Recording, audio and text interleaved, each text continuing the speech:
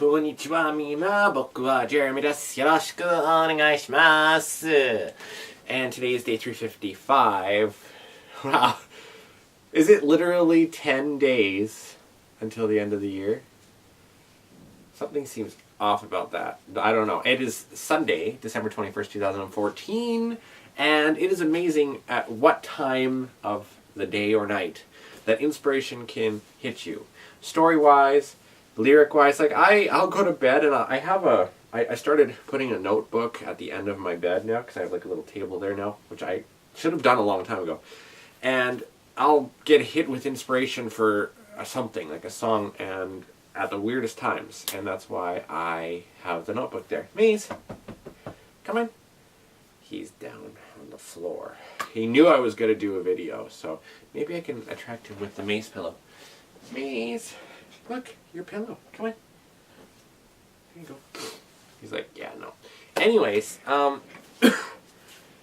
I was talking with some friends of mine, and this, it just popped in my head. I'm like, I have an idea for a video.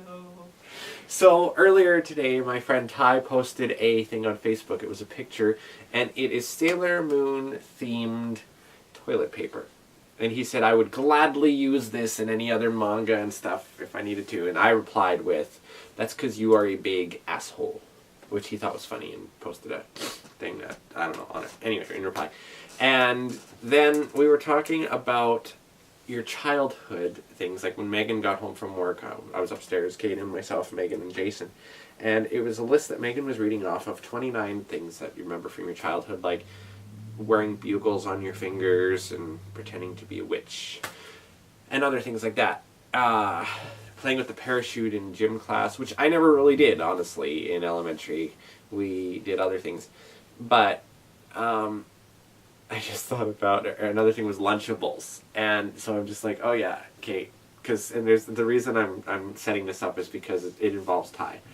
So I've known Ty since grade 8 when I moved to Kamloops, or grade 8 or grade 9, and we used to ride the school bus together and all that stuff. And he wasn't nearly as sarcastic as he is now, but I would go over to his house and stuff, and we'd hang out. But one day he brought Lunchables to school, and he's like, oh yeah, you should try these. And I had always wanted to, because I always thought that they were the greatest thing. You could make your own little mini pizzas, or there was the ham and cheese ones, which were kind of But anyway, so I did that. And then I got sick the next day, and I had food poisoning for like 2 days. What he neglected to tell me was that the Lunchable that I was snacking on was outdated. So by at least, I think, I want to say it was like 2 months or something like that. Worst thing ever. It was horrible. It was gross. Really gross. Like, can we talk? Seriously, it was gross. But it didn't taste that bad, which is really weird. And then you see all these experiments that people do with, in particular, with McDonald's patties and things, and how their meat never ages. Like, that's a little scary. I wonder if anybody would actually eat any of that kind of stuff. So, I don't know. It's kind of scary. Also in the news, Iggy Azalea has Anonymous after her for this thing that's going on with Azalea Banks. It's racially kind of sensitive, I guess. To me, if it's the thing just between the two of them is just it's not huge. Like, I don't know why Anonymous is getting involved. If Iggy Azalea made some comments about the gentleman that was killed in New York, okay, I understand the insensitivity of that, but I would think that it was Azalea Banks that was the one to be in the wrong a little bit, just starting this argument with them. Just in what I've read in the media. Now, it's hard to comment on stuff that you see in the media because you never know if it's skewed and stuff like that. I just think it's a little strange that Anonymous is getting involved with it.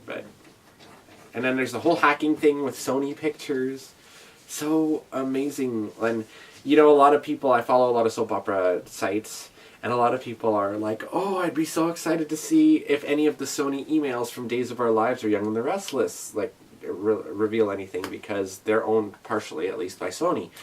So, and there's always a lot of like backstage drama going on at any of those things anyway, so it would be kind of neat to see that, but at the same time, maybe not as many people care.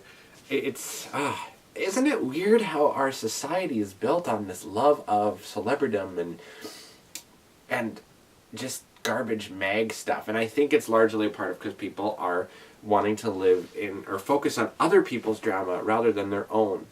And it's, in some ways I can understand that because I live in a fantasy world and I love watching soap operas because it does put you in a different world. It's so weird and it's so convolutedly strange. But more local to BC, there was a SkyTrain fire today. The Canada line at Aberdeen Centre, from what I understand. There was someone caught it on YouTube, or on YouTube. Someone posted a video on YouTube of one of the SkyTrains, and I assume they were getting it from the other side of the track. Was sparking and flaming, and there were people in it still. So I guess nobody was hurt, which is great, and I guess they've got it put out. But from what I was reading, the Canada line and the Expo line have two different, or I guess Expo Millennium and then the Canada line, they have different motors and stuff, the way they are. And the Canada line has a lot of issues with the way that the motors are, and it happens a lot more than we like to think. And that to me is very scary because I do a lot of commuting by SkyTrain when I'm in Vancouver, just because it's easier to navigate the SkyTrain routes than it is driving, especially for someone who does not live in Vancouver and is not familiar with all of that stuff. However, I must say that personally I am a lot more comfortable with driving in Vancouver and Calgary now than I used to be. But I've been driving since I was 14 and I'm 31 now. So I guess with some age comes, I want to say responsibility. No. With age comes experience, I guess. And I've always tried to be a very careful driver because I'm terrified of driving. Winter driving is the worst. But we have been very lucky, knock on wood, this winter. It's been very calm. But I hope this isn't the calm before the storm, so to speak. I leave for Vancouver on the 1st, and then I'll be back on the 4th. So I'm really hoping that my flight is okay, because I am terrified of flying.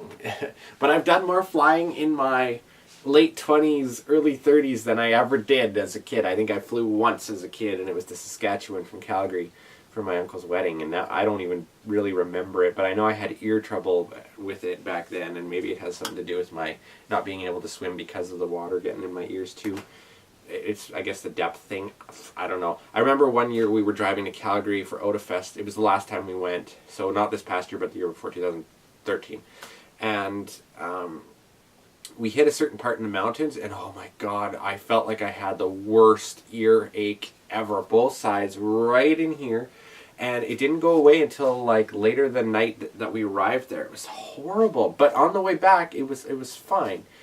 And usually I don't react that way to that, so just to driving, so I don't know, it's really weird. I'm finding that body changes even in my 30s compared to my 20s and my teens and even as a kid. Like, it's weird. And I hate being tired all the time, but it seems to be something that comes with age. Just like talking a lot. But that's never been something that I've shied away from. So, anyway, this, I guess, is just an everything video of whatnot and me rambling. Today, being Sunday, of course, is normally my radio show, Animated in Japan and Saturday on the Radio, but last week was the last one of the year. We are on the air from 8 a.m. until midnight, and I'm going to be interviewed around 2:15-ish, but sometimes it runs a little late, so around that time. 15 minutes, I'll probably play a song or two, and just talk about my show. And it's a lot of fun. You get to meet a lot of the other people that you don't necessarily see because we're a small radio station. So when I go on Sundays, usually I'm the only one in the building for the most part until Michael shows up for his show at 4. But once in a while, there's other people that are there too, you know, just kind of hanging around and stuff. So, but it's a lot of fun, and it's kind of my little getaway, and I've had it for almost 10 years now, which is amazing that they let me on the radio that long. Yeah.